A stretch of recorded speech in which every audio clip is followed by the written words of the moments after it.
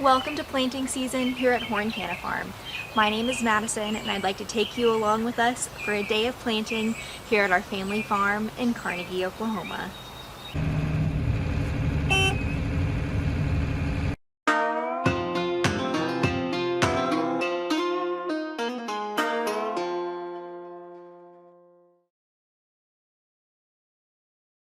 Our planting process has changed a lot over the last 95 years of our family business.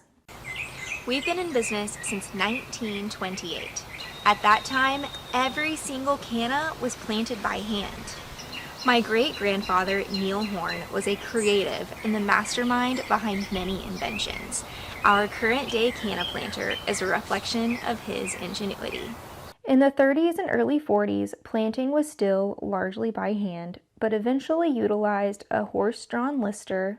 The lister would dig a shallow furrow or trench where cannas would be placed by hand, then covered with soil.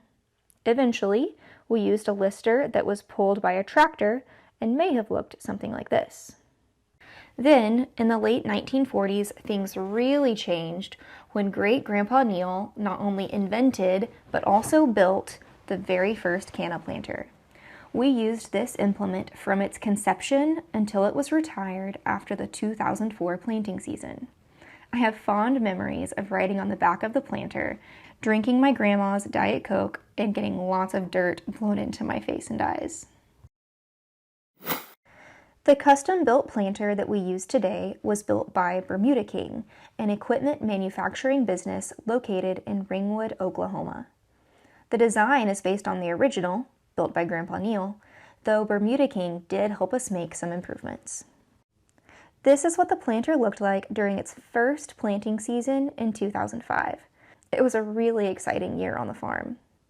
You may notice a few changes have been made since 2005.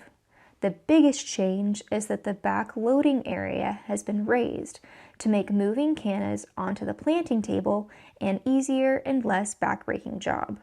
My dad, Dustin, used to help do this job, which I think was part of his motivation for making this modification himself.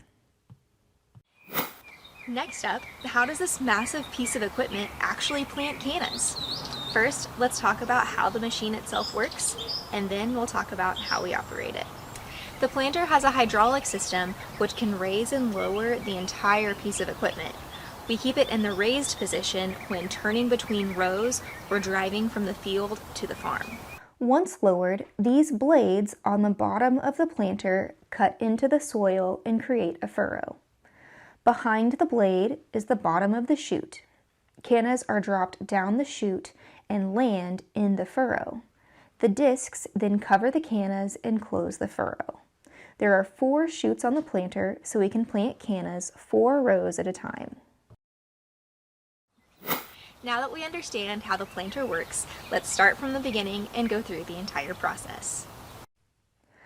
Back at the barn, cannas are still in their winter storage crates, separated by variety. The trailers are pulled to the field and the crates are loaded onto the back of the planter using a forklift. The cannas are dumped from the crates onto what we call the planting table. From there are 4 people who are carefully dropping cannas down the chute. Cannas are dropped to the timing of a metronome. This ensures each canna has the space it needs to grow all summer long.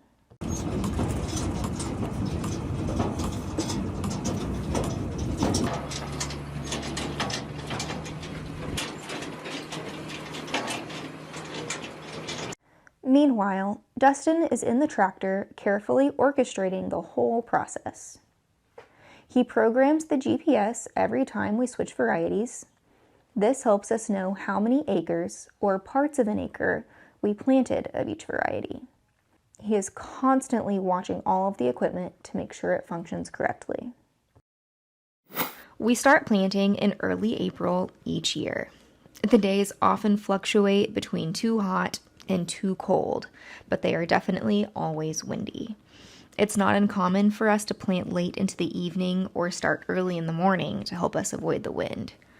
But either way, the days are long and hard on our whole team. Planting is a group effort and would not be possible without every single member of our team. We're thankful for Grandpa Neil because who knows how we would be planting cannas without him. We're thankful for our team because they show up and work hard every day, and we're thankful to our customers who make it all worth it. Because at the end of the day, our #1 goal is to provide you with the healthiest canna plants and canna risings on the market, as well as personal, prompt, and exceptional customer service. Thanks for joining us today on the farm, and we can't wait to see you next time.